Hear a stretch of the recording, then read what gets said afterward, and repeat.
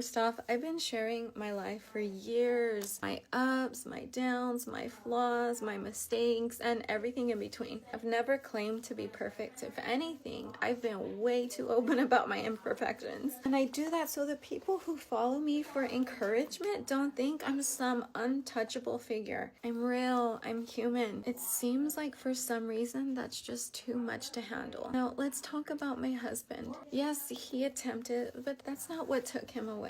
He lived almost a year after his brain injury, and during that time, I was at the hospital every single day, while also taking care of my 3 children at home. And that was my life, back and forth, non-stop, 24/7. So for people saying that I was lazy for not dealing with the house in Yuma, or because I wasn't working what they considered to be a full-time job, like a 9 to 5, it wasn't laziness. It was survival. I was dealing with a full plate. The house just wasn't something that I felt like I can handle, legally or even emotionally at the time. I think I want to do a big fat wing. But if you think you could have done it all, maybe you're the superhero we all need. And now the topic that a lot of people love to bring up, how I spend my money. Some of y'all act like I'm out here buying yachts and diamond tiaras. Yes, I buy makeup. Yes, I buy clothes. That's called living. I've always managed my finances. But if I can pay my bills and buy myself a little something nice, that's my business. People are out here literally criticizing me for buying Celtic sea salt. Sea salt. Really? If that's what's keeping you up at night, I truly envy your life. Buying things doesn't mean I'm irresponsible. It means I understand balance.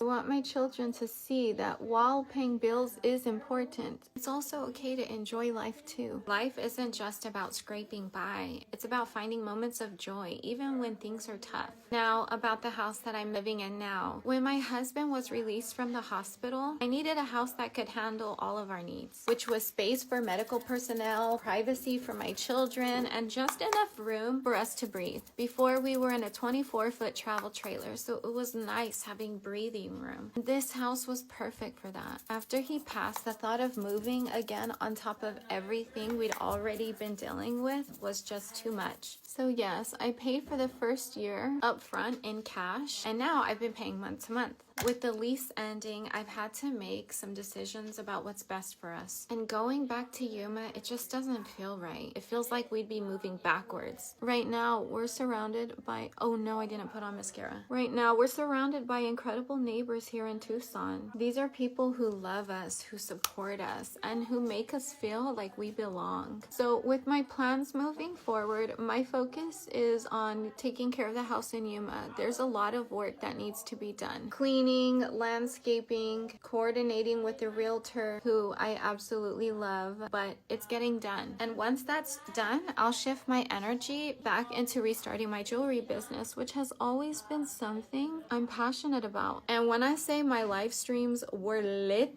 I mean people tuned in from all over the world just to hang out. That's the kind of energy I'm bringing back. But for now, priorities. Lastly, just let me say this. I don't understand how harassing someone online is supposed to make the world a better place. If you got time to criticize someone else's life, maybe use that energy to improve your own. I've never asked for financial help. I'm just out here sharing my journey in hopes of helping someone else who might be going through something similar. Everyone's allowed to have their own opinions, but let's not confuse opinions with facts. If you don't know the full story, maybe don't assume the worst. And if you stayed through the whole video, thank you.